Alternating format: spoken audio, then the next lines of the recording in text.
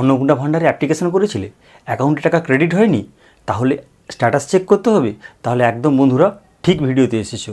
আজকে এই ভিডিওতে তোমরা জানতে পারবে বাড়িতে বসে নিজের স্মার্টফোন থেকে কি করে অন্নপূর্ণা অ্যাপ্লিকেশানের স্ট্যাটাস কী করে চেক করা হয়।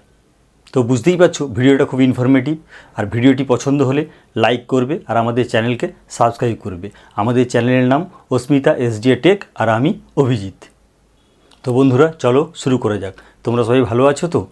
অন্নপূর্ণা ভান্ডারের অ্যাপ্লিকেশানটা যদি ঠিকঠাকভাবে তোমরা ফিল আপ করে জমা দাও অথবা অনলাইনে সাবমিট করো, তাহলে সেক্ষেত্রে তোমাদের অ্যাকাউন্টে টাকা ডেফিনেটলি আসবে। আর যদি না আসে, দেখো এইভাবে আমরা স্ট্যাটাসটা চেক করে নেব।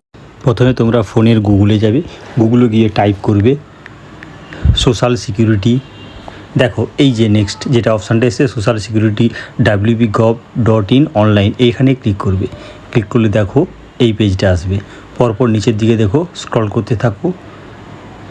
দেখো এই লাস্টের নিচের দিকে দেখো এই জায়গাটায় দেখো সোশ্যাল রেজিস্ট্রি wp.gov.in আর সোশ্যাল সিকিউরিটি wp.gov.in, এইখানে ক্লিক করবে। দেখো ক্লিক করলে এই পেজটা আসবে। এখানে দেখো দুটো আছে, উপরে একটা নিচে একটা, নিচেরটা না ওপরে দেখো citizen family login access citizen পোর্টালে ক্লিক করবে। অ্যাপ্লিকেশান লগইনের মধ্যে উপরে আছে সিলেক্ট ডিস্ট্রিক্ট। ফার্স্ট তোমাদের ডিস্ট্রিক্ট সিলেক্ট করতে হবে। ধরো আমার ডিস্ট্রিক্ট হচ্ছে KMC, দেখো আমি সিলেক্ট করলাম। নেক্সট হচ্ছে mobile number, register mobile number এখানে দেবে এবং নাম্বারটা ঠিকঠাক করে দেবে। তারপর দেখো নিচে আছে সিকিউরিটি ক্যাপচার, এখানে দেখো এই দুটো সাম করতে হবে। সাম করে যা হবে সেটা এখানে লিখে ক্লিক করবে। দেখো এরপর তোমাদের যে রেজিস্টার মোবাইল নাম্বারটা দিলে ওখানে 6 ডিজিট একটা OTP যাবে। দেখো এই আমার ফোনে OTP চলে এসেছে। এখন এই OTPটাকে এখানে সাবমিট করে দিতে হবে।